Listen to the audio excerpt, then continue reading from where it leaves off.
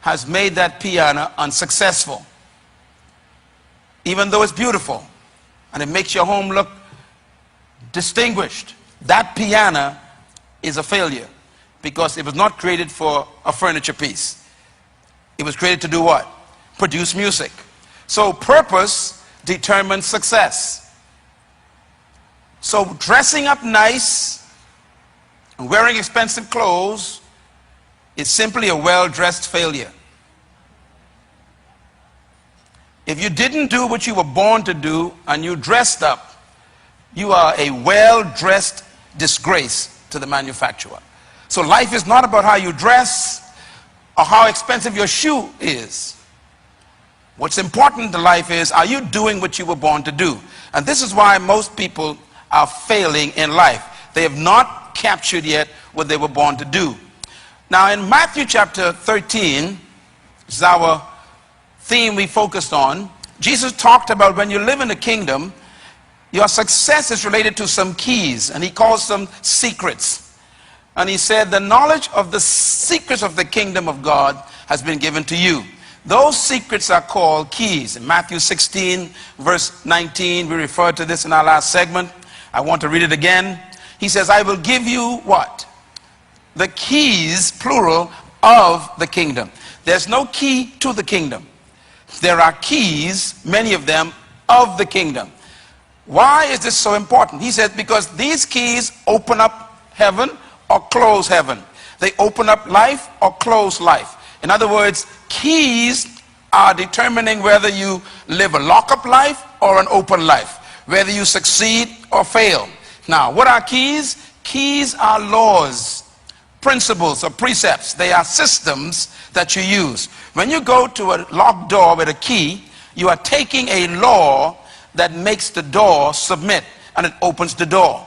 That's what Christ meant when he used the word keys. Keys are systems or laws by which everything functions.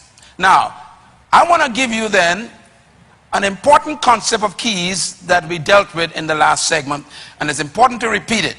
Keys are principles or laws. Here's some things about principles and laws that you need to remember. Number one, principles and laws are universal.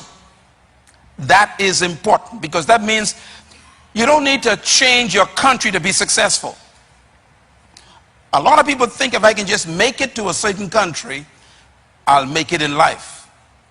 I have gone to countries where people have left their homes, and today they are sweeping the streets in that country, and they have a lower job in that country than they had in their former country.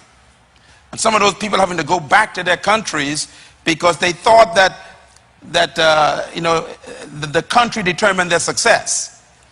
Some of you think if you were to leave the Bahamas and go to America, you'll make it. Believe me, it's not a matter of where you are located. The issue is, do you know the laws of success? Secondly, principles and laws are permanent. That means they are the same for Moses as they are for you today.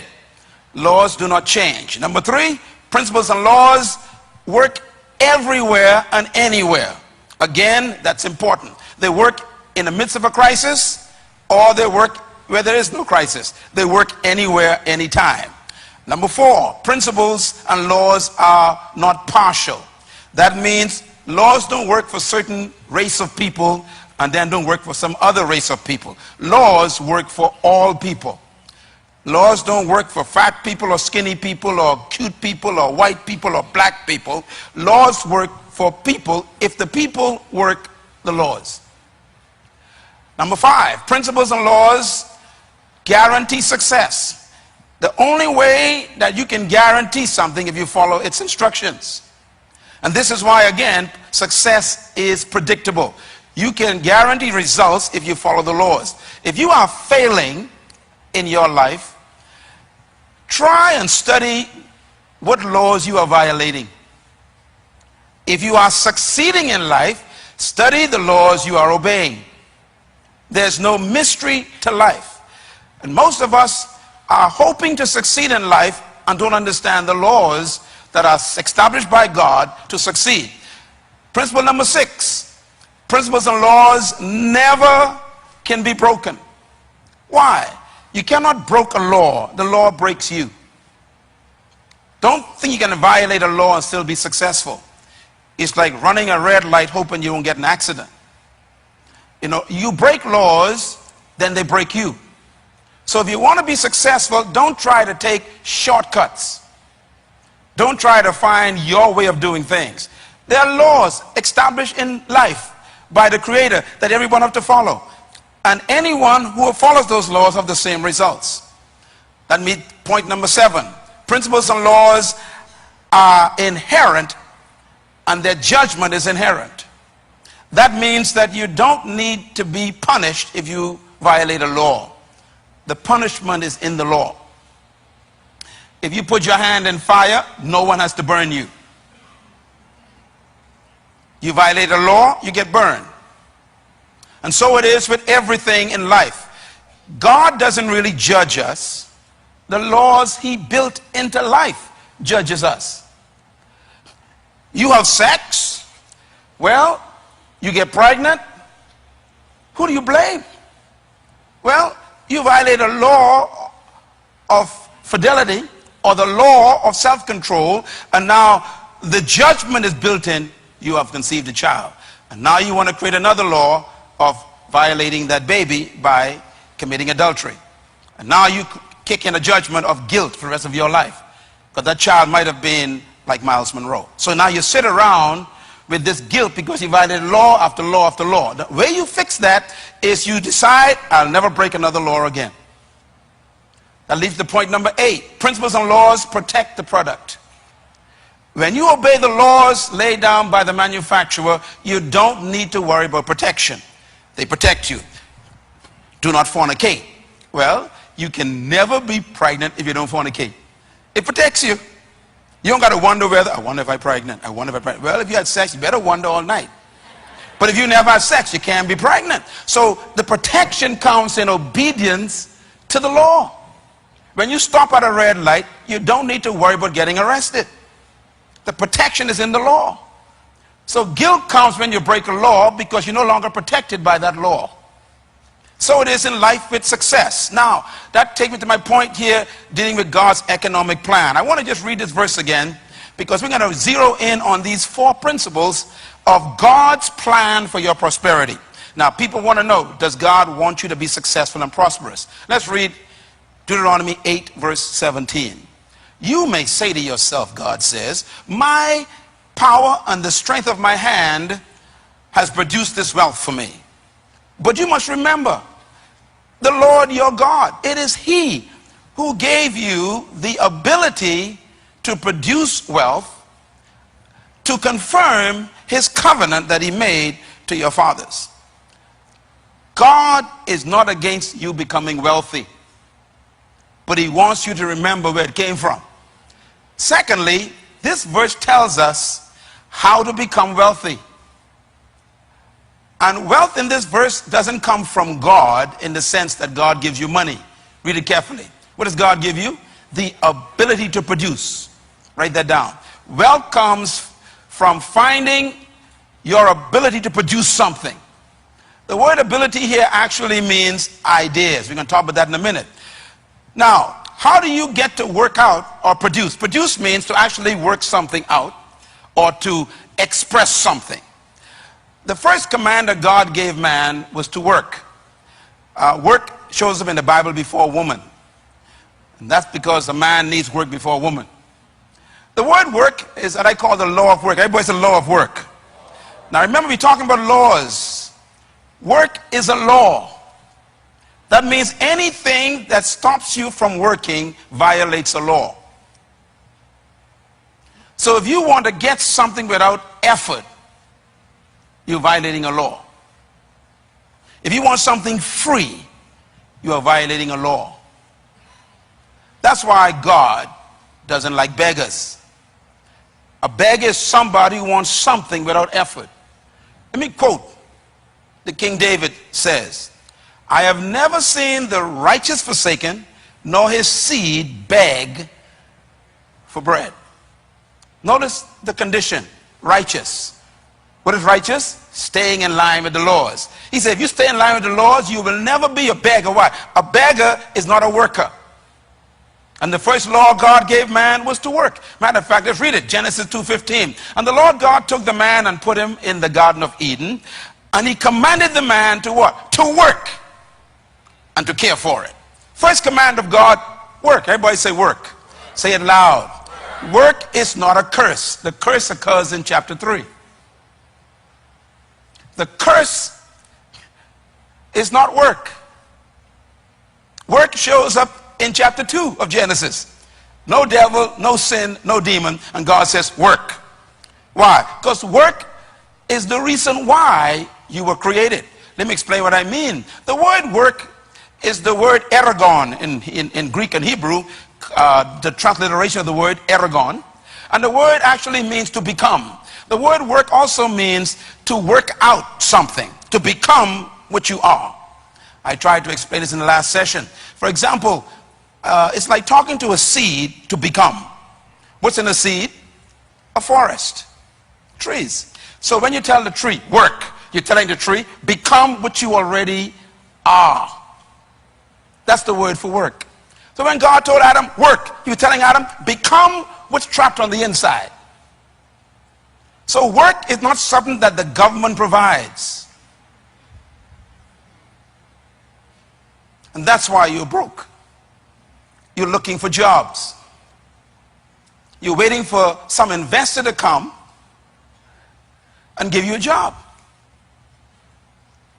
If the investor doesn't come, you can't find a job, you can't pay your bills, you're kicked out of your home, and you can't work. Ladies and gentlemen, this is why it's so important for you to remember that work has nothing to do with your understanding. Let me just get rid of this for a second. Work has nothing to do with your finding a job. Work has to do with finding who you're supposed to become. Is that clear? That's the word for work. I am successful because I'm not doing something. I am becoming something. Write this down, please. Very important. Work is like a seed becoming a tree. It's like a bird flying. A bird was designed to fly. That's its work. So when a bird is flying, you can actually say the bird is working.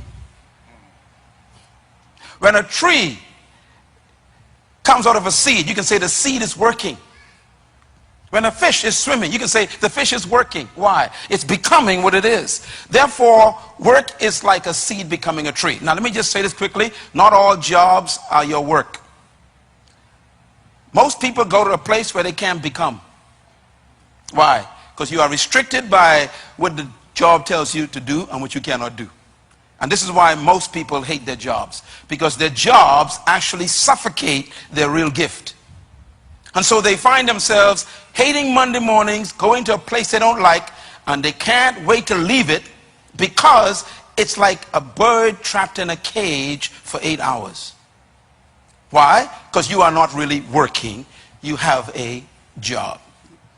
Your job, therefore, will never be your work because it traps you. Your work can become your job if you find your work in your job. In other words, if you have a job where you are becoming, then you are not on a job. You're going to work. It's like a singer who was born to sing and he has a singing business, a job. Well, he's not going to work. He's not going to a job, rather. He's going to work every day. Let me say something very interesting. Jesus said all the time, I work the work of him that sent me. And then he says, I do the work of him who sent me. And then he says, my Father works, therefore I work, and I came to work the work that the Father gave me to do. He never says job. Jesus had a job, you know. His job was a carpenter. His work was redeemer. He said, I didn't come to be a carpenter. I came really to redeem the world. That's my work. And my work is to do what? The will of my Father. That's an important statement. My work is to do what? The will. What is will? The original intent of the manufacturer who sent me. So work is becoming what you were born to be, and work therefore can become your job if you are doing in your job what you were born to do. Is that clear? And this is, by the way, this is why most jobs kill people. Jobs can kill you because you can actually be trapped in a place for 40 years, suffocating your life and living in bitterness and hatred and anger, and you are always irritated because you are in a place you don't want to be and don't like to be, and therefore you hate everybody every day for 40 years. And the Bible says what? Bitterness dries up the bones. That means it creates cancer. You ever heard people say, this job is killing me? They are correct.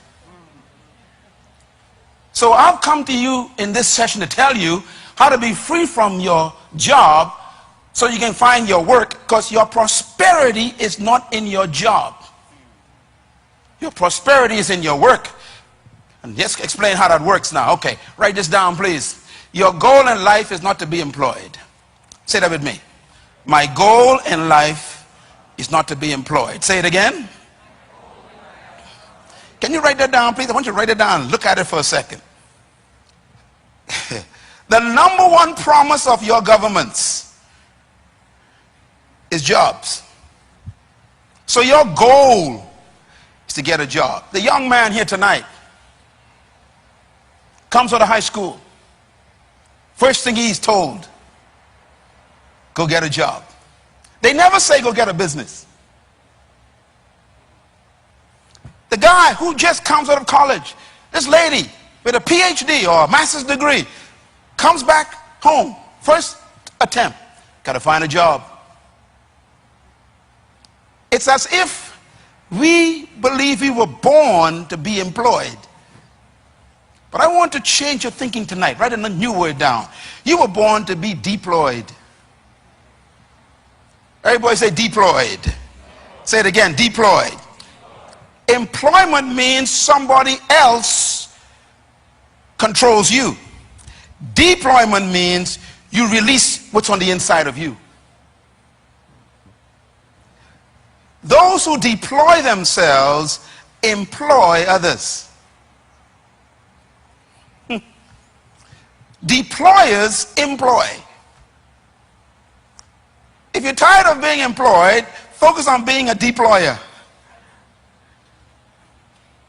I'm going to explain what a deployer is in a minute.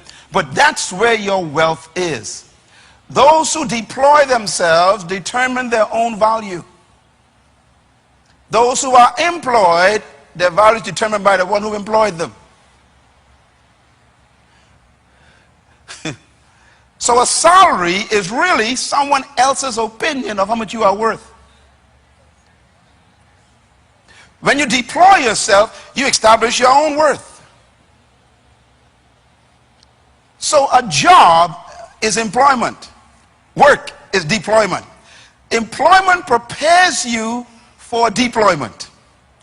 When you go to a job, always remember this is temporary. I am going to use this opportunity to deploy myself. In other words, deployment activates your gifts and energizes your life, not employment. People who are employed are always complaining.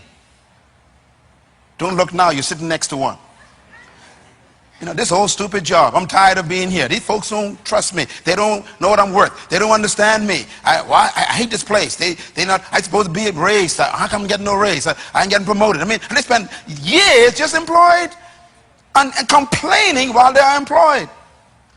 And the complaint is coming from the fact that their gift is not being activated. Therefore, there's no excitement and no energy in their lives.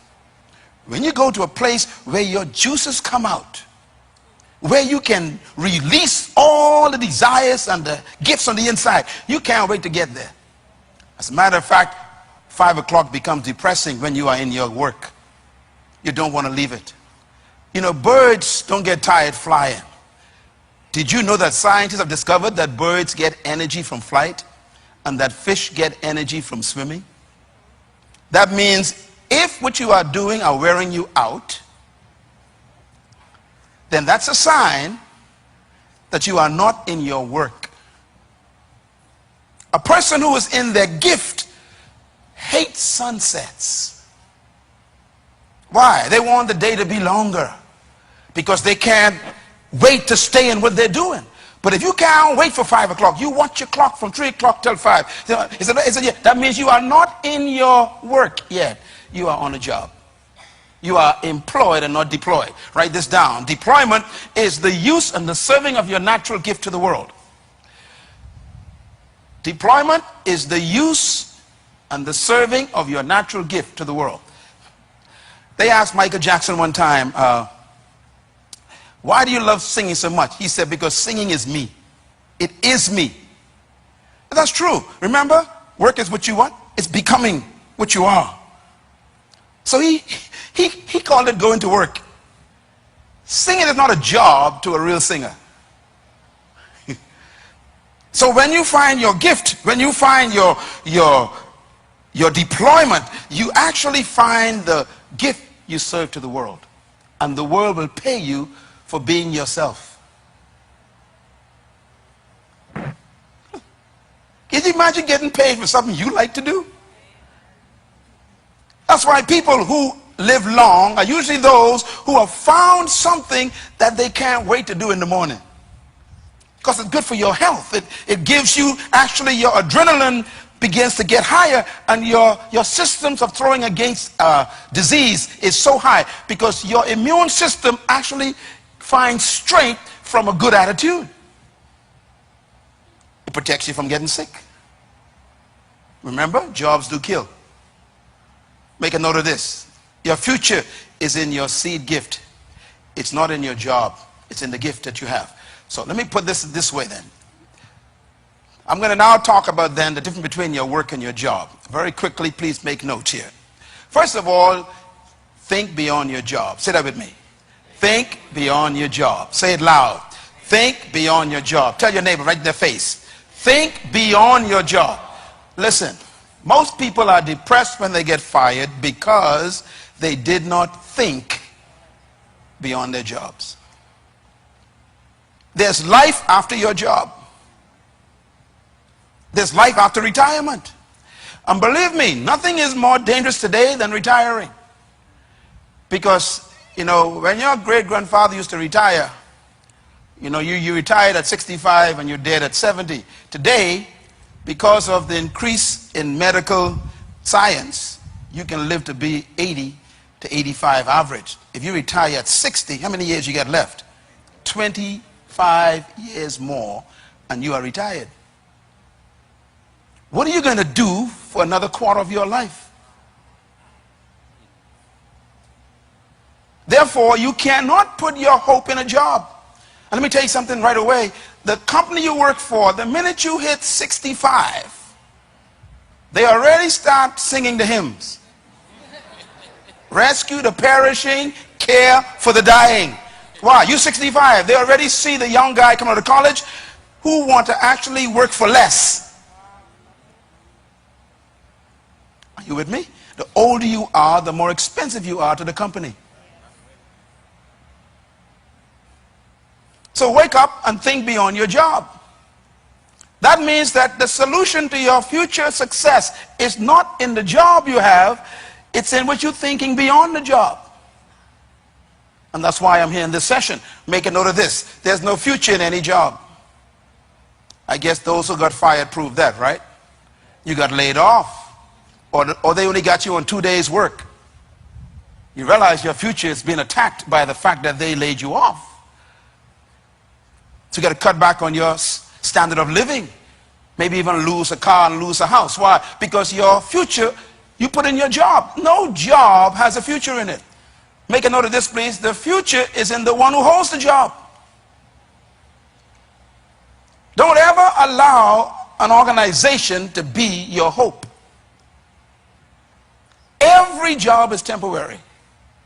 No matter how much they praise you and love you, you better think beyond that position. Because when this thing is all over, they will tell you bye-bye. There are folks in this room who've been retired for 5 years already, and they begin to scratch their heads. Why did I retire? Because life goes on. I'm glad you're here. And young people, please remember what I'm saying, because you got a chance to not make mistakes that older people have made. Write this down, please. Create your business in your job. Now, I'm going to explain this in a minute, how this works, because you must make yourself indispensable by refining the value you are to that job. Now, you can't really depend on a job, but you can actually make yourself so valuable that you're the last one they want to let go. And how do you make yourself valuable to a job? You become indispensable. How? By refining your gift on the job. In other words, you make yourself so important to the company by investing in your own gift that they don't want you to go. You know, every job I've ever had, if I can remember far back as I can, they always wanted me to stay. The last one I resigned from was from the government. I used to work for the Ministry of Education. Then I was moved down to public personnel, and I worked with the Deputy Prime Minister years ago, the late September Maynard. And I resigned 5 times. Why? They kept refusing my resignation. Why? They said, we don't want you to leave the system because you work effectively, they said. You remember Daniel? You should read the book of Daniel sometime. Daniel made himself so valuable, the king said he was an excellent worker, and no one wanted to get rid of Daniel. There are some people who can't wait till you leave. Why? You're not an asset. You are a deficit to the company. There are supervisors praying for you to resign. Why? You are not a help to the company. You've made yourself a problem rather than a solution. When there's a downsizing taking place in an economy like this, the first person to let go is the one who caused all the problems. That's probably why some people are fired, because you think it was, no, they are happy for the crisis. Why? Finally can get rid of you legally and give a reason for it. Yeah, because you make yourself a nuisance. But if you make yourself indispensable by serving your gift with quality and becoming more and more valuable by solving problems for people, they won't let you go. As a matter of fact, I'm going to show you before we end this session that the key to becoming prosperous is solving problems. You are kept for the problems you solved. You are let go for the problems you create. People ask me all the time, how you doing? My answer is, I'm a solution, not a problem. And I mean that. I said to myself all the time, I solve problems. That's why I'm valuable. I'm valuable because I'm solving your problems tonight. If you want to become the same way, you got to be able to find problems that you can solve and then solve them. Don't look for a job, look for a problem. People looking for money. Don't look for money. Look for a problem.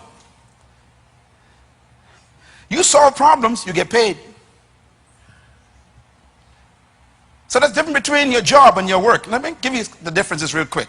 Never confuse your job with your work. Why? Your job is what they train you to do. Your work is what you were born to do. Your job is your career. Your work is your life assignment. Your job is your skill. Your work is your gift. You know why they let people go during the crisis? Because your skill come a dime a dozen. They could fire you because they don't need your skill, but they can never fire your gift. It goes with you. A person who knows their gift can never get fired. This is why you have to study, what is my gift? Now, our problem is our cultures have not trained us to find our gift. They train us to find a job. So they tell you, go get a skill. Remember those words? The problem is, your skill is dispensable.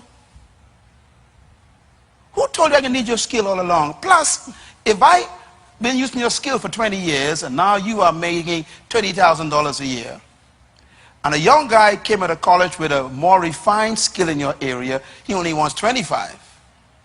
You're gone. In other words, skills are dispensable. But gifts can never be taken away. Write this down, please. Your work, you can retire from your job, but you can't retire from your work.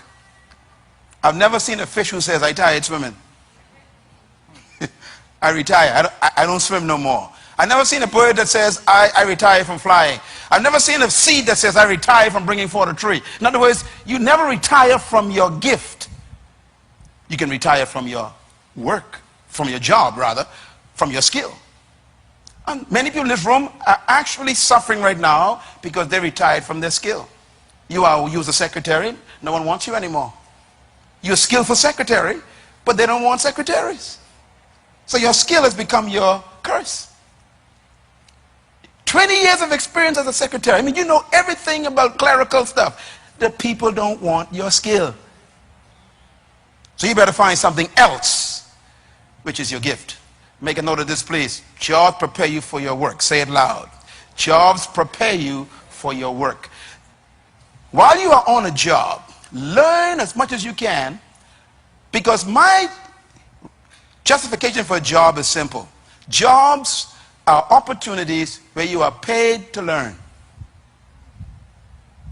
Can I say it again? Jobs are gifts that God gave you to be paid to learn. Don't always try to get a job you really want. Get the one that's available. And don't always think you want a job that will only suit what you really like to do. Get a job that's available. Why? Let them pay you to learn some new skills, some new experiences, to meet some new people. How many people have helped me who I used to work with years ago, and that relationship still lasts, and now they are managers of a bank, and we used to work in a warehouse together. So now that relationship has actually opened doors for me to get a loan because I worked at that warehouse. My friend is the manager. See, sometimes your job is not to give you money, it's to give you relationships. So don't always go for a job because of money. Most folks don't have a job today because they're looking for the right money. It ain't money that brings the job importance. What makes the job important is that you can get paid to learn something and to also learn people. Is this clear? All right. Make a note of this, please. The power of work. Jobs are temporary, but work is permanent. You know, the work of a fish is swimming. Swimming in a certain part of the pool is his job. If you took the fish out of the pool and put him in a pond, have you taken away his ability to swim? His gift went with him, even though you fired him from the pool. See, when they get rid of you, carry a gift with you. Wherever you land, keep on swimming. Because it wasn't the skill that they took away from you. It was the location for you to be in your gift. No matter where I am for the rest of my life, I can never be poor again because I've discovered my gift. I will not allow my country or my culture to determine my value anymore in my life. No one will ever determine how much I'm worth anymore. And you got to get to the point where you are free from the spirit of jobs and you ignite the spirit of work and use every job to refine your work. Make a note of this, please. You can never retire from your job, from your work rather, but you can retire from your job. Retirement is not in the Bible. It's a capitalist concept. Retirement is not even biblical. You are never supposed to retire. You're supposed to simply finish your work and leave. I have finished my course. Paul never retired. Christ said it is finished. He didn't retire. You leave after you finish something. Some of the most miserable people in the world are retired people. Do you know why? You were never created to stop working. What is work? Becoming. If you stop becoming, you stop existing. No wonder why you're so paranoid and hate everybody. Because you ain't being yourself lately. People who live long are those who have found something that they love to do all their lives. If you can't wait to get rid of your job, it's because it's not your work. Number 4, your work protects you from your job. Write that down. If you learn your work, you're not afraid if they take away your job. When they threaten to fire you, you should say, it's okay. Why? You can take away my job, but you can't take away my work. You can take away my skill, but you can't take away my gift. You can take away the activity, you can't take away the ability.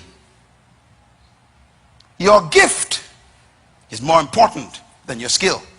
And number 5, write it down, please. Your work is your seed. We're getting into deep stuff now. Everybody say seed. Your work is your seed. What do I mean by that? Let's talk about this for a minute. The most important verse in the Bible that I've ever read that set me free from employment is this one. It was read tonight. As a matter of fact, I was showing Pastor Roll my Bible tonight. How many of you have an NIV? Hold it up, please. An NIV Bible. Come on, Freeport, hold it up. Anyone got an NIV? New International Version. Hold it up in there. NIV. Now, I told you all a long time ago to buy the NIV. Some of y'all still got the King James. The NIV is probably the best translation I know because the scholars were honest. The work they did in the translation of the Hebrew and the Greek is one of the best in history. Let me read. Please turn your Bibles to 11th chapter of Ecclesiastes. Let me show you the difference between the NIV and your Bible. Big difference. NIV says, verse 1 of 11 Ecclesiastes, verse 1. Ship your grain across the sea. What does your King James say? Cast your bread upon. See, completely different. In Hebrew, it means ship your grain across the sea. That means become an exporter. Next verse. After many days, you may receive a return. A return means dividends. You get a return on your investment. This chapter is about business, not about a loaf of bread. Ship your grain where? Across the sea. Now, this is completely opposite to what the Bahamas is doing. We're not shipping grain across the sea.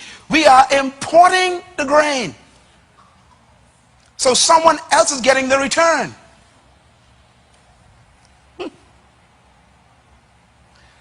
What I have done is exactly what this says. My books and CDs and DVDs and my life is always being shipped across the oceans. So I'm getting the returns on that shipment. In other words, you're not supposed to be a consumer. You're supposed to be a producer. I will give you the ability to produce wealth. The exporter will always be richer than the importer. The Bible says don't put all your eggs in one basket. You got this one job. You are a barber, okay? You're a barber. Brother Smith is a barber. Suppose Brother Smith broke his hands. Fell down and break his two hands. The barbering is gone. So what he should do is actually go beyond barbering. He should now import hair products just in case his hand get broken, he can sell products. Don't put all your eggs in one basket, it says.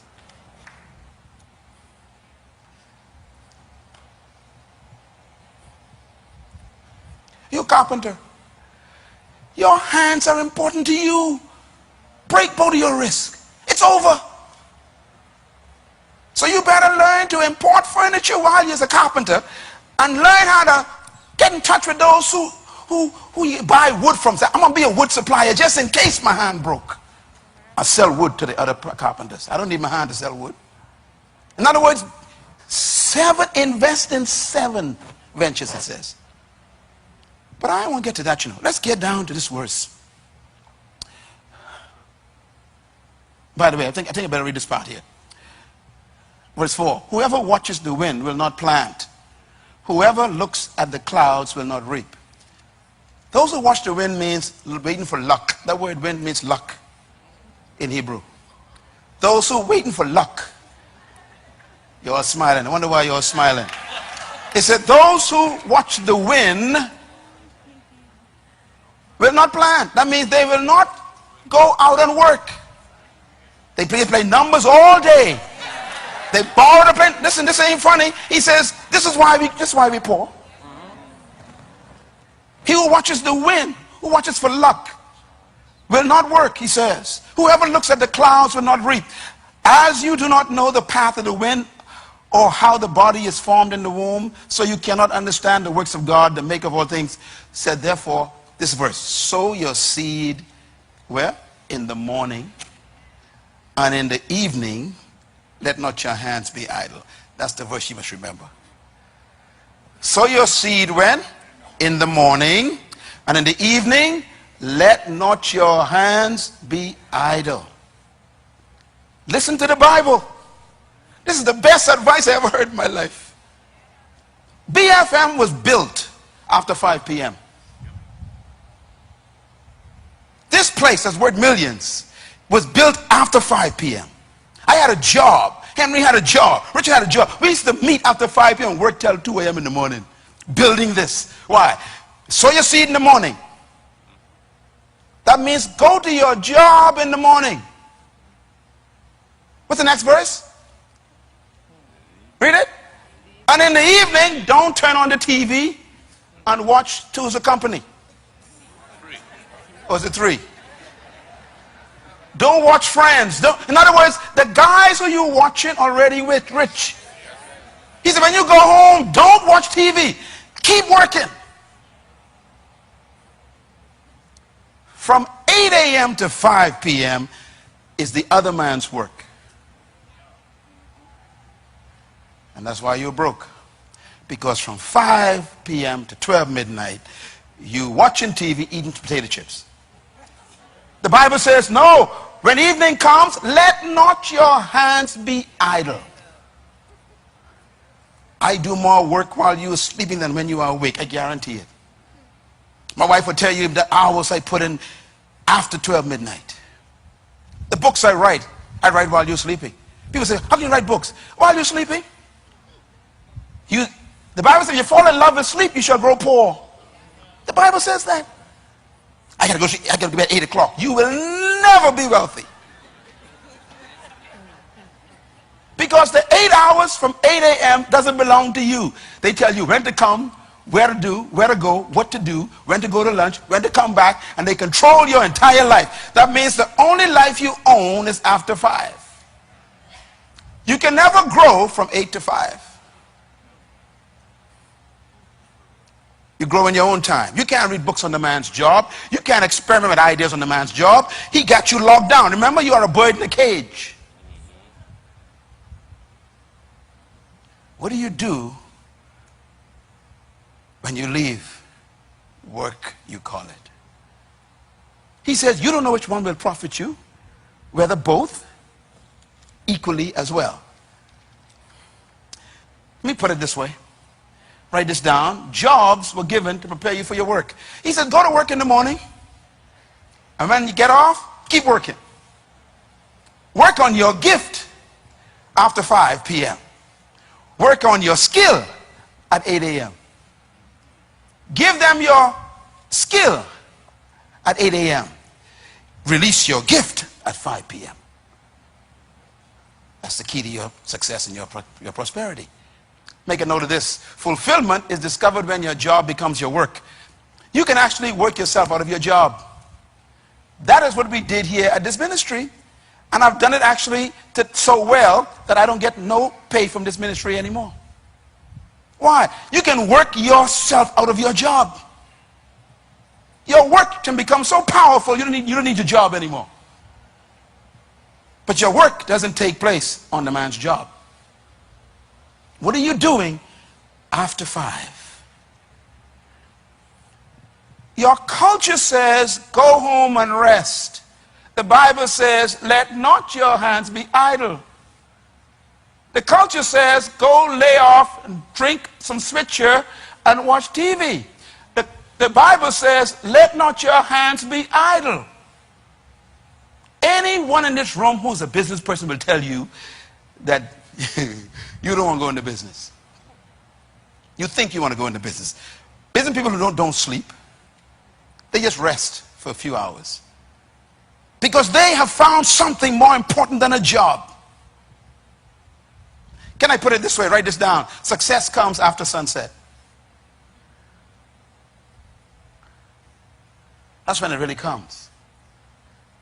You read all the books on success, they'll tell you that people who succeed were succeeding while you were sleeping. What do you do? Write a cookbook, man. And it's going to take days and years and months to do that in the night. But don't just sit there, watch TV. Produce a cookbook. You a chef, man. Produce a cookbook. That cookbook will be published. You'll be on Chopped. You don't have no idea. You have no idea. You don't know that. So why waste your time watching TV when you can actually produce something that can be published and go around the world like me? The royalties that pay your life off. You can just have a job, or you can get into your work after 5. Every one of you, I can tell you right now, each one of you, an idea that you can pay me for. Of what you're doing. What you're doing right now is not what you could do. But you got to pay me to give you the idea. You come to me, I counsel you. I'll give you consultancy. I'll show you what I get paid for. Why? Because what you're doing ain't nothing compared to what you could do. But your culture says, go home and rest. God says, go home and keep working. Success after 5. I remind myself again. Let's read together out loud. Go. Sow your seed in the morning, and at evening let not your hands be idle. Why? Because you do not know which will succeed, whether this one or that one or both. Can you imagine that? That means you can have a job after the job and both bringing in thousands of dollars. We've been taught, no, get a job, settle down, die, get buried. You know, this is what they told us. And the Bible is saying, no, there's life after 5. Is this good? I want you to think about this. What do you work on after 5? Your gift. Proverbs chapter 18 verse 16 says, a man's gift makes room for him in the world, not a man's education. You got a PhD and you still broke. Why? Because the PhD doesn't make you wealthy. As a matter of fact, most PhDs are hired by those who dropped out of school. Let me say it again. Most PhDs are working for those who dropped out of school. Because the person who didn't get a PhD got an idea. And they employed a guy with a PhD. It's not your education that brings you before a great man. It's your gift. Bill Gates dropped out of school. You know, his teachers actually thought that he was mentally damaged because he could never pay attention in class. I read his story. Matter of fact, he said the reason why he couldn't pay attention in class is because he was always ahead of the teacher. They thought he had, learning disorder. No, he had a disorder of learning too much, too fast. Teacher was always behind him. And they actually sent him for psychological analysis. They thought he was crazy. So he quit school. Started Microsoft. Went to IBM, tried to give them some ideas. They said, you're crazy. So now they use his ideas in their computer and he gets billions of dollars. Stephen Jobs, what a guy. Quit college, built a computer in his garage. Now he employs all the PhDs, even in his death. See, you've been told, get an education, get a job, pay bills, and die. And here I come telling you, no. Find your gift, deploy your gift, become wealthy, and live. And bless the world. And employ people and help them. Your gift. Your gift is more important than your skill. Now here's something I want you to remember. Write this down. You always have what you were born with. You're not born with skills. You have to learn to be a carpenter. So there's something more important than being a carpenter. You got to find your gift. Because your gift will outlast your skill. There can become a day where you can become so feeble you can't handle a hammer. What you can do after that? You're still alive. Number 2, you can never lose what you were born with. Number 3, your future is not ahead of you, it's trapped on the inside of you. Therefore, you were born with seed. You don't go looking for it. So the key to your life is discovering and developing and serving your seed gift to the world. Always look for the other thing in your life. It's there, you know. Just look for it. It's always with you. But no one ever told you this until I come into your life tonight, to tell you, don't trust their jobs. The crisis is because you lived on the jobs. The crisis is because you depended on the jobs. The crisis came because you depended on the clients. And they don't come no more.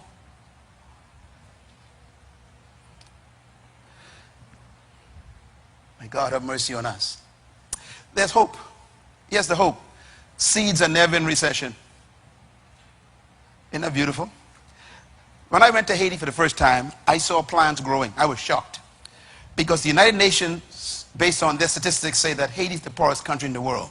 The only problem is no one told the seeds. Got my point? The seeds don't care what's the poorest country in the world. They're going to grow once they get the right environment. That means you ain't supposed to care what they say about the crisis. Once you get the right environment, you're going to bring forth. You're going to grow. Seeds are never in recession. Gifts are never in recession. Jobs are in recession. But not work.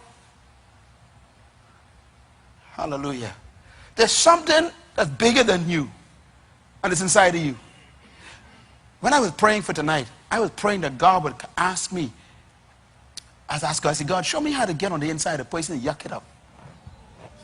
Yuck, yeah. How to get inside your spirit and yuck up your gift and let you see it. This is you. You are not what they called you. They give you titles. Don't trust their titles. Find your gift. Your seeds are never in recession. My friends,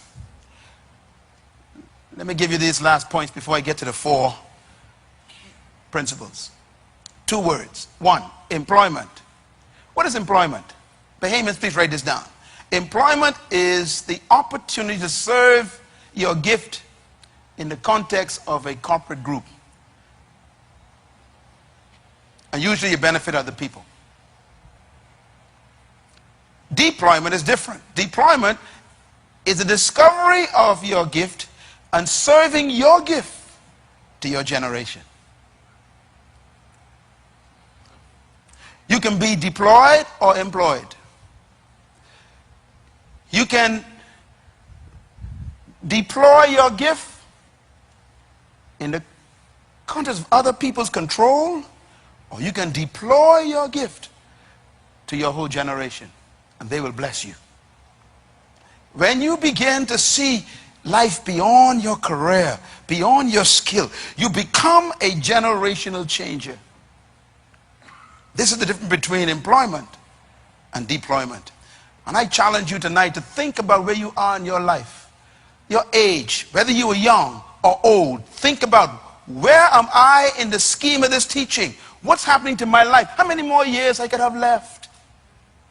Some of you are divorcees. Some of you are widows or widowers. And your life is at a point where you say, what am I supposed to do next? And God says, I'm going to tell you tonight, find your gift. Serve it.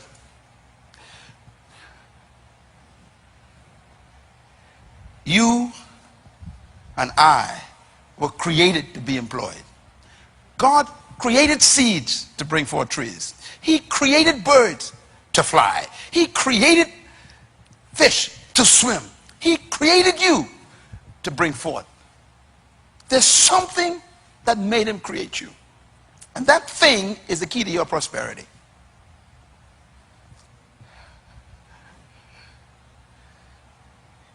Now I'm going to give you my secret. The secret law of success. How do you become successful? Here's my answer. If you want to be successful, do not seek success. Can you write that down, please? Put it on your mirror where you fix your face. If you want to be successful, do not seek success. So what do? You seek to become a person of value. That's the key to your prosperity. You seek to become a person of value. The person who becomes successful and prosperous is the person everybody wants to go to get something done. You know, the safest business in the world is undertaking. Being undertaker. Why? People dying every day. So the guy meets a need, he got you covered. He made himself what? Valuable. Why do you go to the dentist even if you have a recession? Because the dentist made himself valuable. 8 years of study. Why do you go to a doctor and give him your money in the middle of a recession? Because the doctor spent 14 years specializing in something. He made himself valuable. He refined a gift.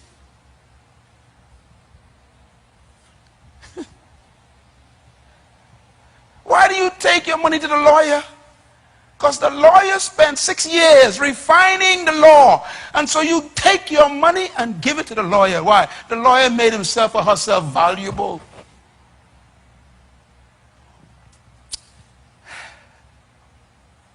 Question. Here's the question. Why should I come to you? How you answer that question tells me if you're going to make it.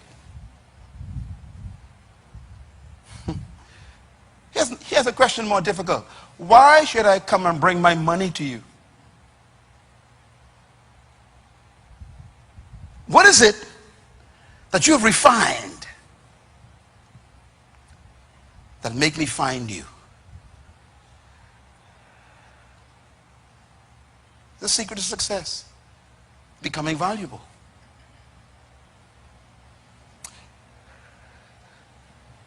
So here's the process of becoming valuable. I'll give you the secret. Number one, to become valuable, first, you must determine what your gift is. Some people may have one or two.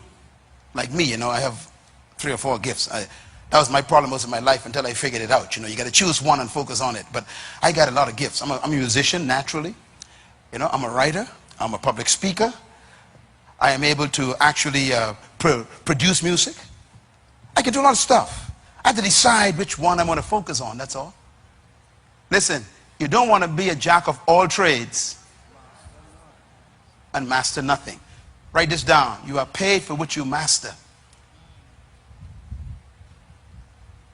People ain't looking for you who's a general contractor. Some of them wonder why they can't find jobs. You're too general. You better find a specific area that you focus on where they're going to need you. They come look for you. Don't just be a carpenter. Find a niche. I'm the creator of bookshelves only. And put it out there. You'll see business coming to you like crazy. If you say, I'm just a carpenter, hey, a dime a dozen. And they start comparing you to others. But if you only make shelves, bookshelves, they can't compare because not everybody just make bookshelves, you see. And now you become valuable because you have what? Become a refined gift. That means you become significant.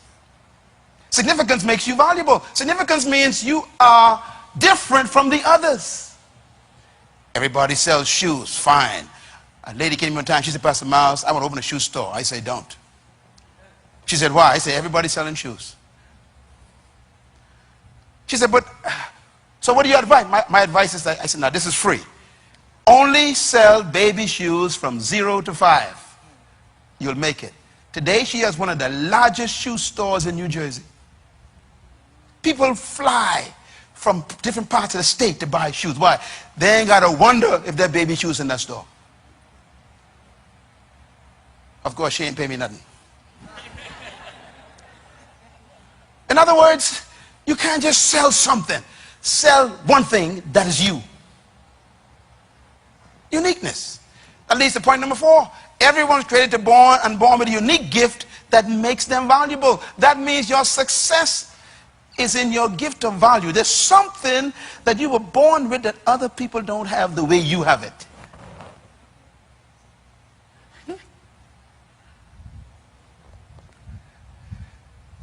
Everybody's selling cell phones. So why are you going to cell phones? You better find a different type of cell phone just to sell, that's all. In other words, uniqueness makes you valuable. What did I say? Okay, you cosmetologist. You going broke, I'm telling you. You better find a unique cosmetological, that's a big word, perspective where you offer something that others don't offer. You know, one time me and my wife went to Monte Carlo. Went to Monte Carlo. Man, that's where all the big muckamucks are. And we went into a store where, you know, one pair of shoes is $5,000. We went in there, the rug in the store was white. Thick white rug in the store. In other words, don't come in here if you got dirty shoes. And this was a clothing store. No clothes were seen. All the clothes upstairs had hidden away. And then they ask you, can I help you? We walk in. They say, come please have a seat. They sit us down at a beautiful glass table. They serve us tea and cookies. I just come to buy, you know, clothing. They said, no, you ain't coming here for no clothing. You coming here for an experience. What a store that was. By the time they finished whining and dining you, they said, come upstairs and see our wares. Walk up there, everything in these little private little booths. I tell my wife now, you know, go for the cheapest thing here, because this is a rough place. I saw one dress, it say 28,000. I said, oh yeah. Honey, come on this side over here. Walk over here, there was a belt. The belt was $400. I said, yeah, that belt must just feed you. And like I saw a purse, $5,500. Just a little purse. I said, take me in the wrong store. But we already drank the tea and ate the cookies. We had to buy something. You remember that store, baby? It was a rough store. We had to buy something. My point is, they were unique. That's why people fly all over the world, come to that one store and buy one dress. Now, here you are trying to make $5,000 a month in your store. They make $5,000 on one dress. Because they're not selling dresses.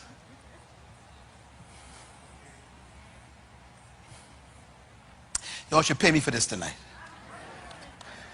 You want a restaurant? Okay, you ain't gonna make it. You ain't gonna make it. Hey, buddy, restaurant open today, closed tomorrow. You know that, right? Yeah. Why? Because they don't understand what I'm teaching. You can buy a sandwich anywhere. People don't buy sandwiches, they buy experiences. Why would you go to a restaurant on Paradise Island and pay $98 for a chicken and buy the same chicken at Dirty's?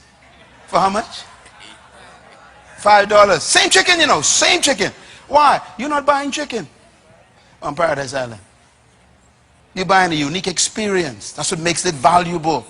They can, you know, you get chicken anywhere, but you can't get the experience where the guy take the napkin, put on your lap, bam, and then he pour your water for you, and then take it away to make sure you don't pour it by yourself. Understand? And they serve you one course at a time. Dirty's everything in the bag. Boom, boom, boom, boom, boom. No. We separate each chip from each other in this restaurant. See, you eat one chip at a time. You wonder, what am I doing here? You are buying an experience. Here's my question. Why should I come to you? What makes you as a lawyer different? What makes you different as a lawyer? If I come to your lawyer's office, I mean, what experience do I have? What makes me want to come back? Not for law, I can get law anywhere. What makes me want to come back to you is the question.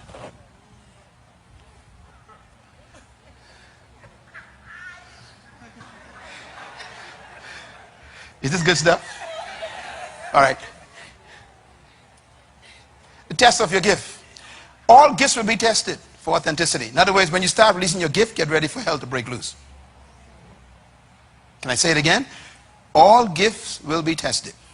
When you decide to become a deployed person, your enemies wake up. So just get ready for the fight. Testing is to prove your commitment and your dedication to your gift. You know, that's the way life is. In other words, a tested vision will be trusted. People will trust you for what you survive. So you will never be completely accepted until you're being completely rejected. When you decide to stop being employed and decide to be deployed, all your enemies wake up. So you got to be ready for the fight and stay focused. That's why it's hard to do what you're doing, son. Because what you're doing ain't nobody doing. And you wonder why it's so hard. You got to keep, wake after 5. Sometimes you got to get a job while you're working on it. Why? Because you got to keep working on it.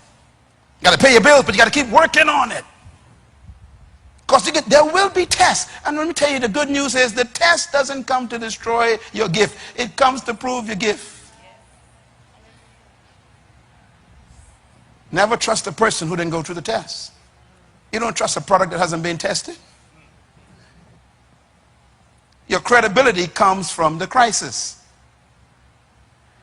So we want people who are not afraid to bring their gift out. You know, when you start working in your house at night after 5 o'clock and your family comes to visit you, girl, what you doing? Boy, what you doing? I'm working on my gift. What you talking about, boy? You better go rest yourself. You work all day. And they start talking you out of it. That's the way it is in life. Today, my family all support me. They all agreed with me. Some of them work for me. But when I first started, none of them understood me. Because when you start deploying yourself, you will be tested. Tell your neighbor, get ready for the test. All right. So how do you then become successful? The 4 principles are here. It's found in first book of Moses, Genesis chapter 1, verse 28. And I wanted to bring you to this because this is the heart of success. Every company in the world uses this program. It's God's kingdom system. Genesis 1:28. Now if you read Genesis 1:26, it tells you what you're supposed to do. The Bible says, and God created man in his own image, his likeness, to have what? Dominion, okay, over the earth. Verse 27 says, so God created them male and female and blessed them and said, have dominion. So that means both male and female, same instructions, have dominion. Now, God is a good God. He knows what he made. He knows why he made it. But he also tells it how to produce it. Remember now, he said, I can give you what? The ability to produce the wealth. So verse 28 is God's giving you the strategy to dominate. Oh boy, help me. So God is saying, look, I don't just want to tell you what to do. I'm going to show you how to do it. He says, the Lord blessed them and said unto them. What is God doing? He's talking. Who's he talking to? Humans. What's he saying to them? Instructions. And he's giving them instructions for what? To learn how to dominate in the earth. So you got to follow the instructions. This is not funny. This is the most important instruction in the world. He says, first of all, be fruitful. Secondly, multiply. Third, replenish. 4, subdue. And what's the last line? And then you'll have dominion. You were born to dominate in an area of gifting that people will pay you to do. I repeat, you were born to dominate in an area of life that people are supposed to pay you to do it. I repeat, you are supposed to dominate in an area of life that people are supposed to beat the door down to get to you, to pay you to do it. And here's how it happens. God gave us a secret. Now I must be honest with you. The people of the world have done this more successfully than the people in the body of Christ. Matter of fact, the world has stolen God's principles and applied them more effectively than the people who claim they got the light. Let me quote, write this down please. Luke chapter 11, verse 16. It says, the children of this world are wiser than the children of light. Therefore, go to the world, I'm quoting Jesus, and learn from them, that you may have riches in this life and the life to come. I am quoting Jesus. Please listen to me. He said, look, go to the world. Why? The children of this world, the children of this world, that means the world system, are wiser, he says, than the children of light. The word wise means to apply. They are applying my principles more effectively than you who shouting and speaking in tongues. He says, so don't despise them, don't get mad at them, and don't get jealous of them. Go to them, he says, and learn from them. That's in the Bible. Now, here's the problem. You've been taught by your religious background, stay away from them. Christ comes and says, go keep company with them and learn what they're doing. Why? Because they're applying what I taught you better than you applying it, because you don't even know it, and they know it, and that's why they're successful. They're employing you. How come you work for a sinner? Because laws have no respect for whether you're saved or unsaved. You keep the law, you get the results.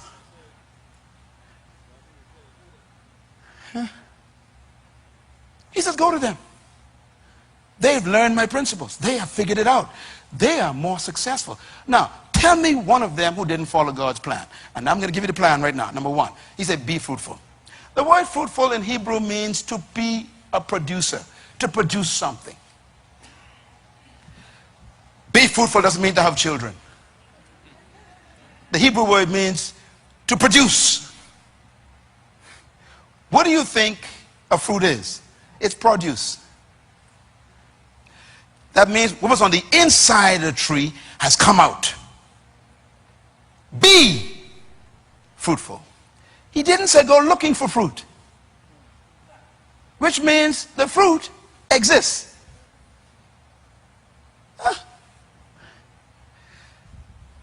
Be productive. And then he says, now that you produce a fruit, let me use myself as an example. This is my book. I wrote this. This is mine. It says here, USA Today bestseller. That means millions, you know, sold. Okay. I stayed up while you were sleeping and produced this. It took me months and months to produce this. Hard work. I'm doing 2 books right now. I've been doing them for the last 6 months. One will be finished in November. The other one will be finished not until April next year. What are you doing? So when I go home after I leave it tonight, I don't go to bed. My wife will tell you, I work. My fruit came out of me, my fruit. Now, here's the problem. This is my fruit. Can this make me wealthy? No. No. Only got one.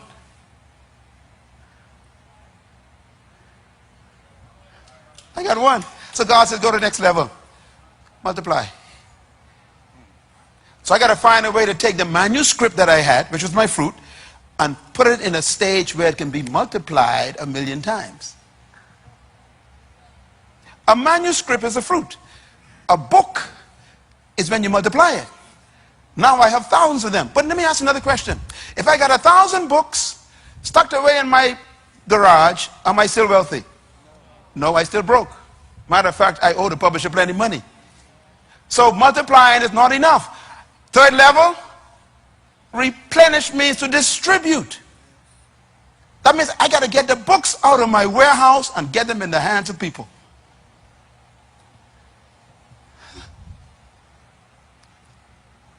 Okay, now I got my books out and I sell 3,000. Am I a worldwide author yet? No, because 3,000 gone, only 3,000 people get. That's even, less than 10% of our population. So I got to do something else. I got to move to the 4th level. I got to subdue. Subdue means to control the market.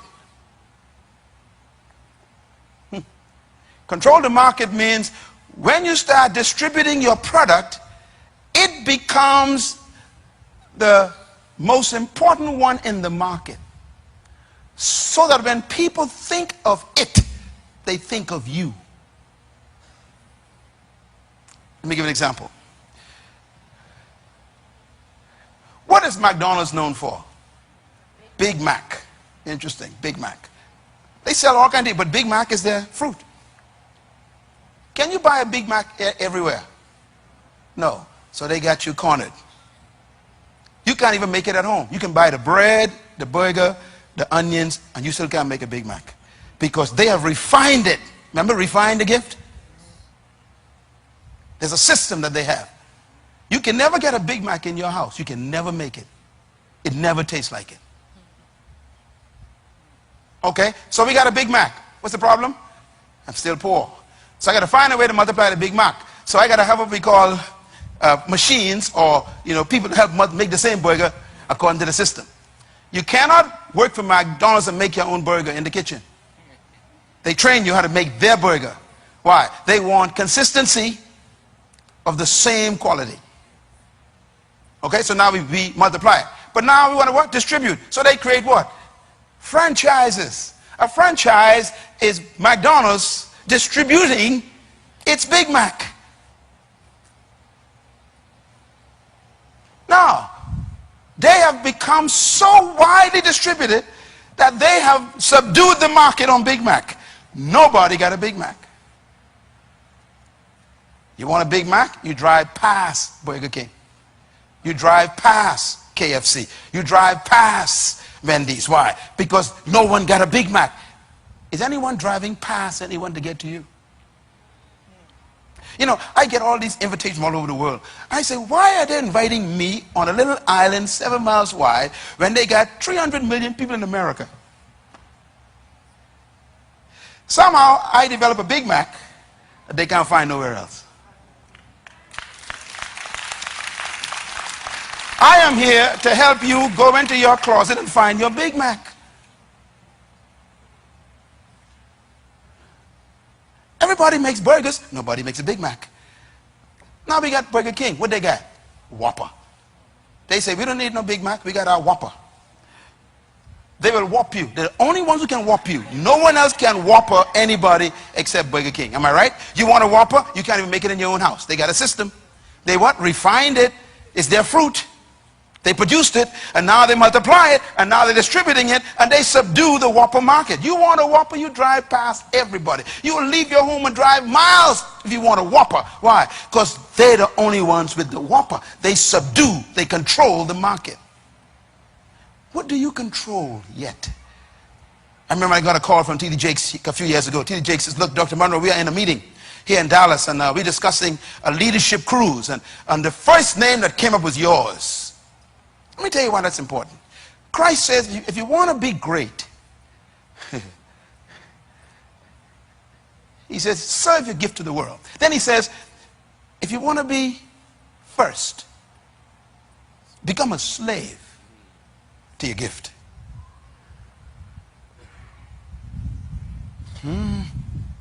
Comprende?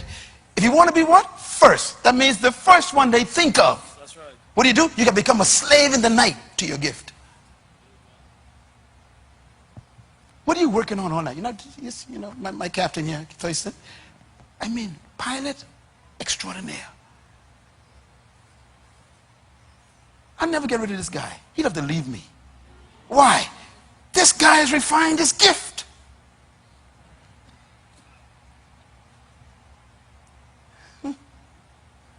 What do you have that people will run you down to get?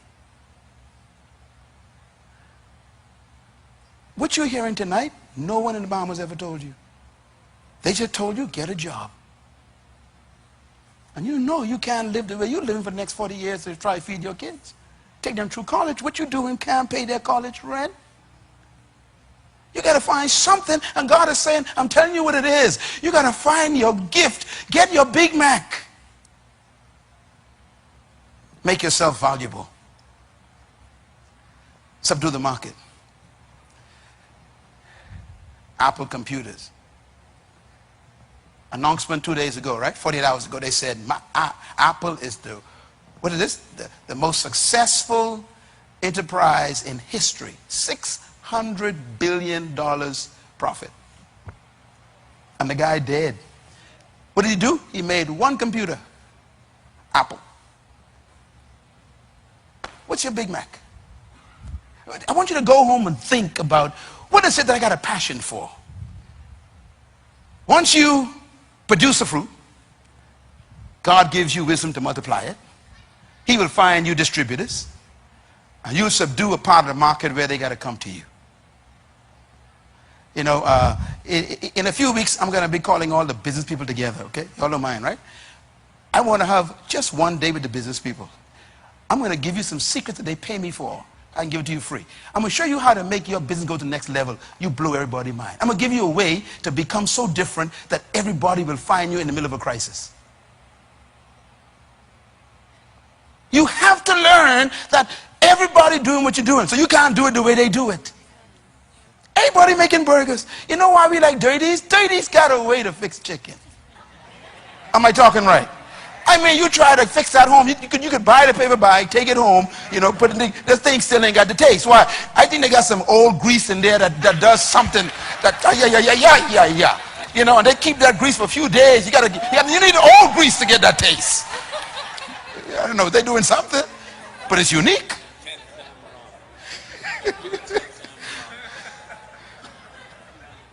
What makes you different? The result is what?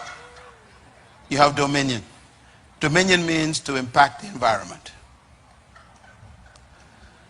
I went on Google today, sitting in my office with one of our workers. I Googled my name. 295,000 results. That's on the first page.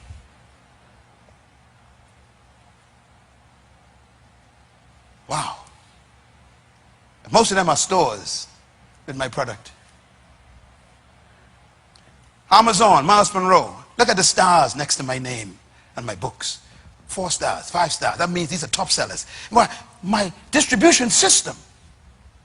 I'm not teaching you something I haven't done. And I'm not different from you. I live right around the corner. And I was born in Baintown. But they never taught me this. That's why I'm teaching you. We've been a victim of this thing that says it's a crisis. Ain't no crisis. It's a crisis of thinking.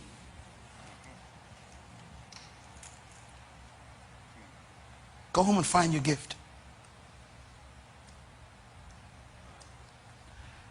Some of the wealthiest people in the world are sitting in your chair right now.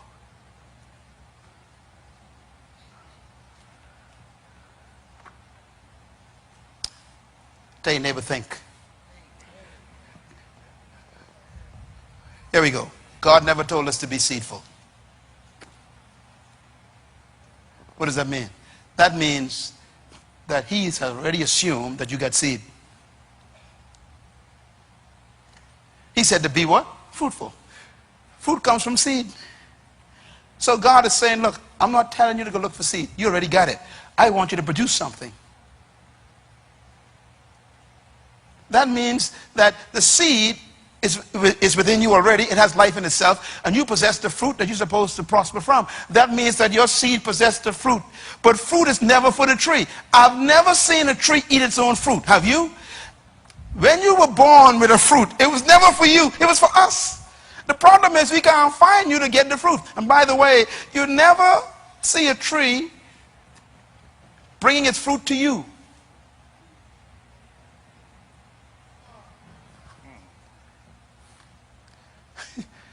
When a tree bears its fruit, everyone is attracted to it. You know, dentists don't advertise, you know. Lawyers don't advertise. They don't advertise much. Why? They got their fruit, man. You'll find them. When you see a mango tree across the fence, laden down with ripe mangoes, all kind of anointing thoughts come into your mind. This fence is in the way. Right? And you will do some things to get to the tree. In other words, the tree simply produces fruit, and the clients find the tree. I have never invited myself anywhere to speak, whether it's a bank or Harvard University or any organization, any church, anywhere. Never have I ever once invited myself anywhere.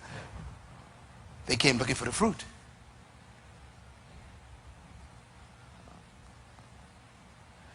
Make me come to you. Please make me come to you. Give me something that I have to come to you for.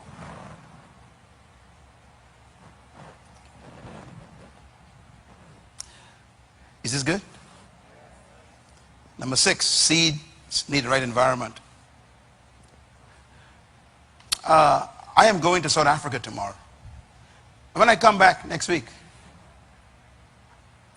I think I'm going to meet with you one more time. Because you need to understand that you could have a good seed and still be broke. You put a mango seed on a tiled window and leave it there for 50 years. The tree is still in the seed. Wrong environment, wrong friends, wrong books, wrong TV shows, wrong people. You in the wrong environment. Dr. Munroe ain't got too many friends, you know. I choose my friends very carefully. I got plenty of people around me, very few friends. Friends to me are fertilizer.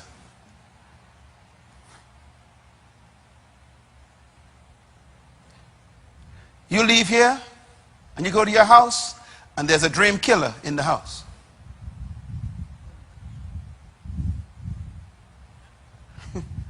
They talk you out of your dream.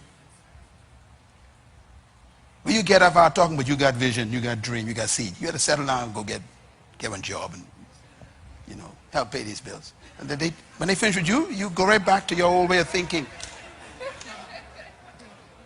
You need to produce the right environment to bring forth the seed.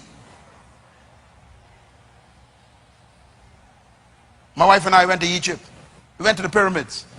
Walked in there, bigger than this room, underneath the pyramids. And there was a display of King Tut. They had just found this display. And here I am looking at King Tut. 4,000-year-old bones and face. I mean, this is the Egyptian king. And in one of those glass cases, there was some seeds. And I asked the guy to talk. I said, what are these? He said, these are seeds we found in the tomb of King Tut. I said, are you kidding? He said, no, these are 4,000-year-old seeds. They were petrified, you know, they were frozen in the desert, dry heat. I said, are they still good? He said, well, let me tell you a story. He says that we shipped these seeds to Israel, and they did tests on the seeds, and they germinated the seeds. The seeds produced the largest ears of corn and of maize that they ever saw. I said, wait a minute. Are you telling me that 4,000-year-old seeds produce? He said, yeah. He said, they were just waiting on the right environment. How old are you? You think you're too old? You think it's it? That's for you? Did they tell you it's over? What you need is the right environment one more time.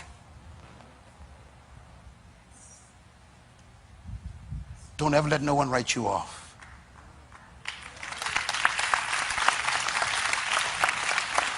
Go home, start again. The Bahamas will kill you. Get free from the Bahamian culture. They done wrote you off. You're a drug addict. You're a prostitute. You are divorced. They are lying.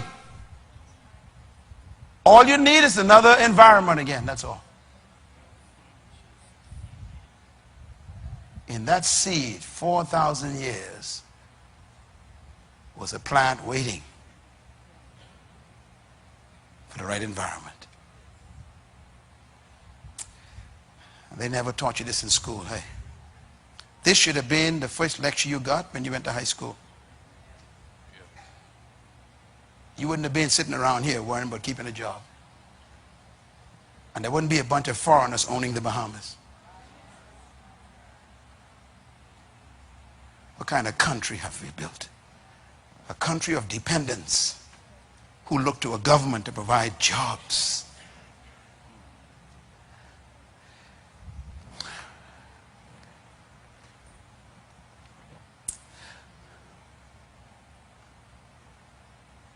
Write this down, please. Every problem is a business. You were born to solve a problem. Say it with me. I was born to solve a problem. Just give me 5 more minutes, okay? Because this is important. This is what your father should have taught you the last 50 years. That's why it takes so long for me to give it to you. I'm trying to save you 50 years of ignorance in one night. You have to remember that you were born to solve a problem. And that's where businesses come from. A business is simply someone solving a problem. Fast food solved the problem. You ain't got time to eat breakfast in the morning for no hour. So on your way, you stop at a window. And by the time you get to work, you had breakfast. Someone solved that problem. You know what I'm missing? Shoe shine boys. I'm missing them. My shoes need cleaning right now. I ain't got no time to clean those shoes. If you stop asking for money, Think about a solution.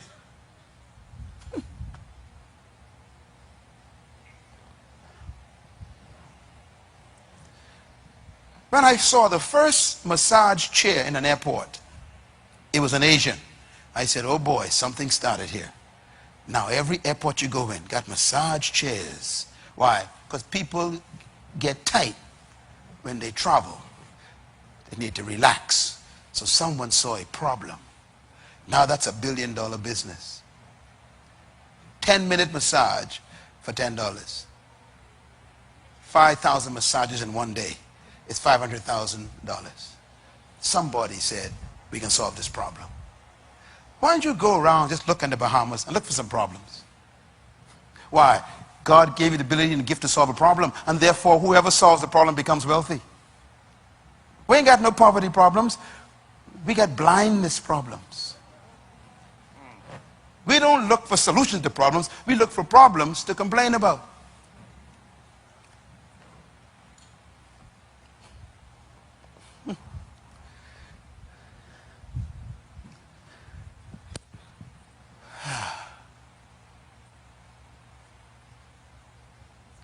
Business is all around you. Why? Problems are all around you.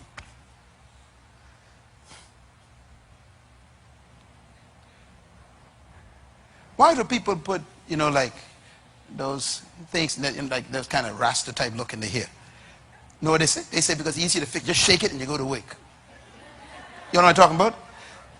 Yeah, the natural look, I guess it is. Yeah. I asked my daughter, I said, daughter, why not? She said, I got time to fix my hair in the morning. I just shake it and go to work.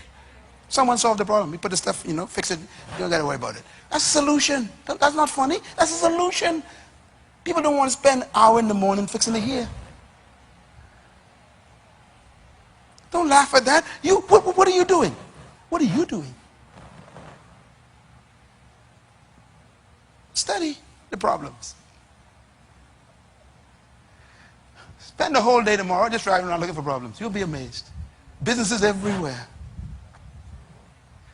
Matter of fact, listen for complaints. Every complaint is a business.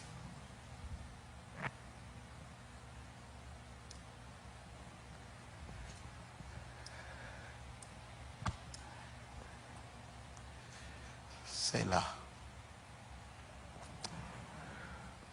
Lord help me. All right.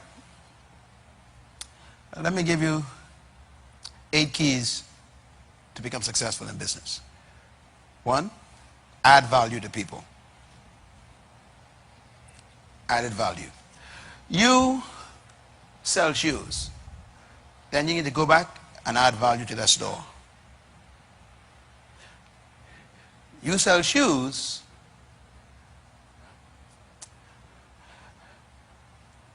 And you serve hot tea to every customer. That's added value. So I ain't coming for shoes no more, I like the tea you're serving. I can tell everybody when you go to that store, you get tea. This ain't funny. I went to a massage place the other day when we was away, and I mean, these people, Lord, this was no massage place. They treat you like you some king or something. They massage you till 30 minutes later. But by the time they finish taking care of you, you don't want to leave. And that's their point. They want you to stay. Because they charge by the hours. You understand? They don't want you to come out there. Added value. Number 2, be unique. You barber? Fine. Find another way to make your barbering different. Go away and study some new techniques. Come back and say, I'm the only one who got this technique. Or when you come to us, we serve you cookies and rice or something. In other words, you make something unique about you. Thirdly, quality.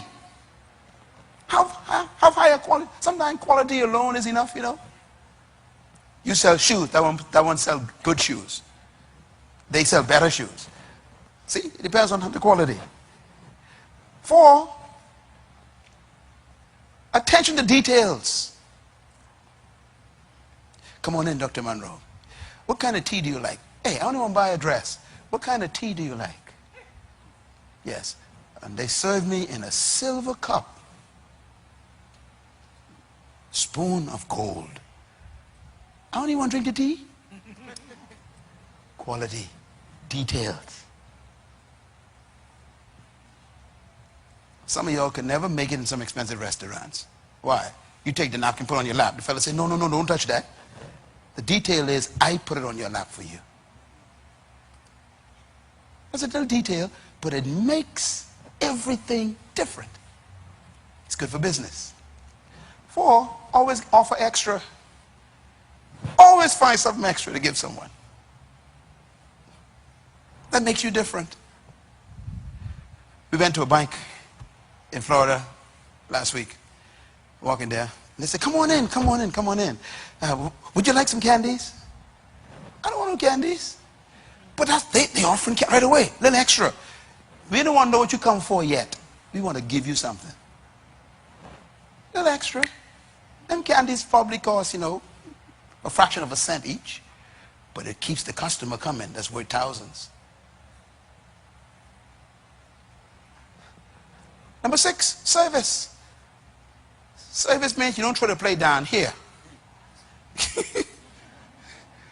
Service. That's a whole new ball game. And then the power of identifying people's needs. Find what people need. That's why you become a good business leader. What are the needs? Needs change. Sometimes people come to you and they complain about something that you ain't doing. Take that seriously. They're telling you about a need that ain't being met.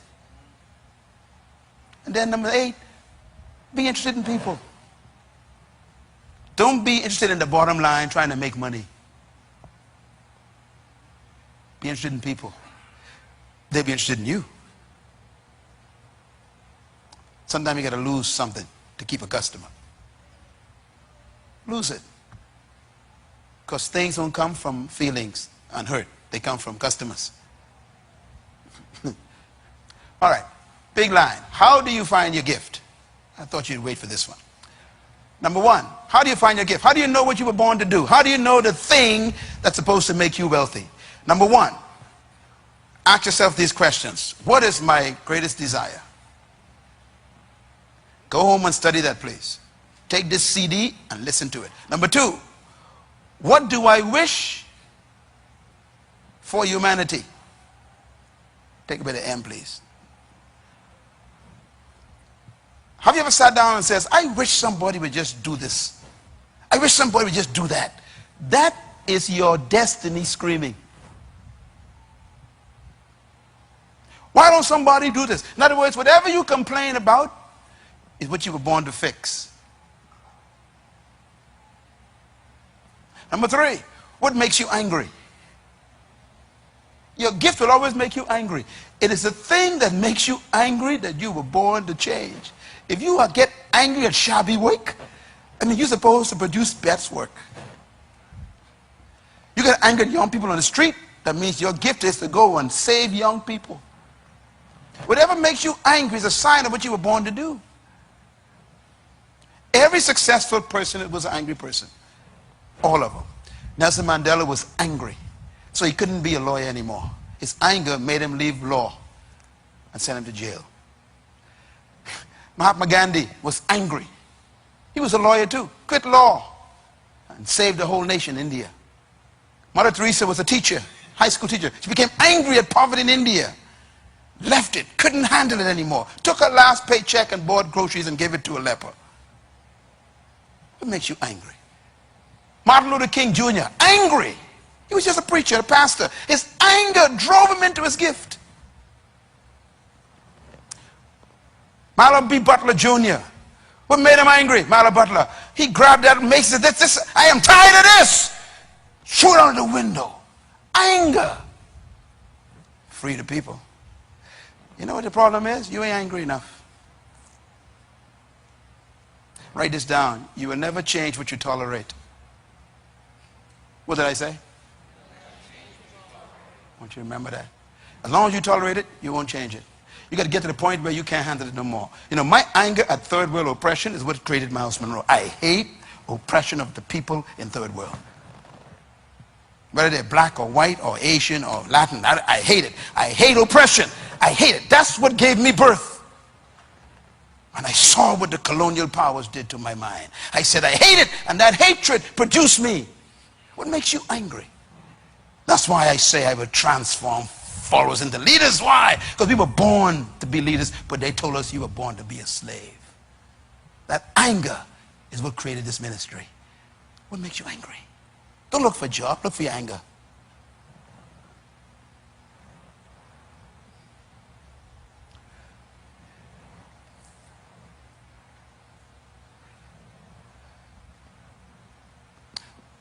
What is your deepest passion? Passion means, what do you want to do and never stop doing? Got to find it. Look at number 6. Number 5, what do you think about when you are alone? Normally, when you are finally quiet and alone, that's when your gift starts talking. You know why you can't find your gift? You with people too much. You got TV on too much. Listen to music too much. Everyone in history, you check them out, who heard their gift was alone. Moses, mountain. Jesus, in the hills. Elijah, in the cave. Where do you hear? We too noisy. Always with friends. Everybody, let's go. Nobody mean let's go. Go alone and listen to your spirit. You'll find your gift. And your gift is where your wealth is, remember. You don't find your gift among friends. You find it among God. Have you ever taken a walk by yourself for a long time? No, you haven't. You always want people with you. Let's go for a walk. No. Why don't you just go by yourself? Just go by yourself. I said, Lord, me and you going on a gift-finding walk. We're too noisy. What do you think about when you're alone? The question is, are you ever alone? Some of my greatest revelations come in the shower. Why? Ain't nobody in there with me. It's me in the water. God could talk to me.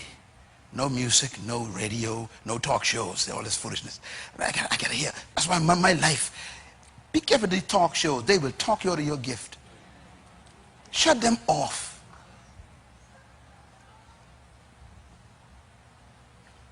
They rob you of your destiny.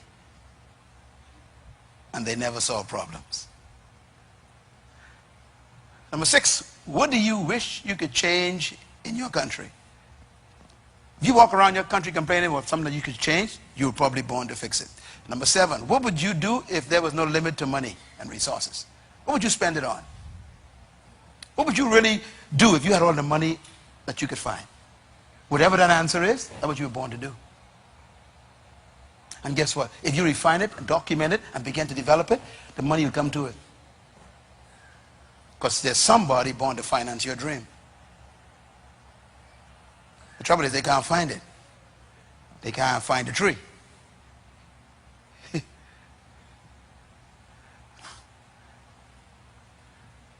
8, what is your natural gift? Number 9, what would you do without compensation? It's a tough one. Whatever you were born to do is something that you could do and never get paid for it and still be happy. This is why most people are poor, you know. They want to get paid for everything. People who change the world and who become effective never do anything for money. They do it because they love the passion of it. Bill Gates wasn't interested in no money. He wanted to solve the problem of this massive computer that took up a whole room. He said, there got to be a way to bring DOS for them DOS things in a simple icon. And the guy said, I'm going to do it.